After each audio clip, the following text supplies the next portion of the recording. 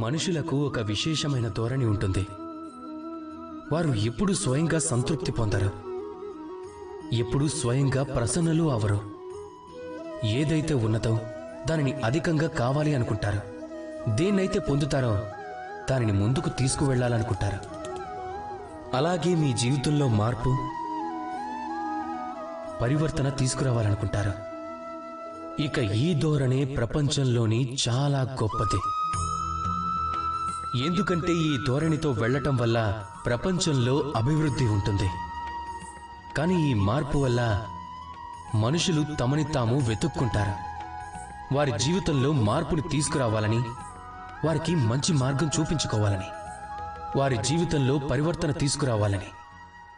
ఇక దీనికోసం మనుషులు ప్రపంచవ్యాప్తంగా ఏదైతే తన దగ్గరుందో దాన్నే వెతుకుతూ ఉంటారు.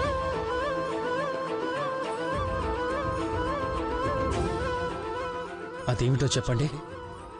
ఎవరైతే వారి జీవితాన్ని మార్చుకోవాలి అనుకుంటారో అప్పుడు దర్పణంలో చూసుకోండి. స్వయంగా మీరే మీ జీవితాన్ని మార్చుకోగలరు.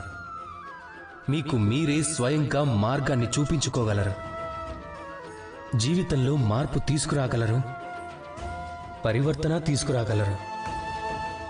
అందుకోసమే మీ లోపల ఉన్న శక్తిని గుర్తించండి. ఇక విశ్వసించండి, ఈ ప్రపంచంలోనే మీకన్నా అధికమైన శక్తి కలిగిన వారు ఇంకెవరూ లేరని. జీవితం మారిపోతుంది. మీరు అంధవిశ్వాసాన్ని కాదు, ఆత్మవిశ్వాసాన్ని తోడుగా ఉంచుకోండి. మీ సమస్యలు స్వతహాగా దూరమైపోతాయి. అందరూ ప్రేమతో ధ్యానించండి. రాధాకృష్ణ.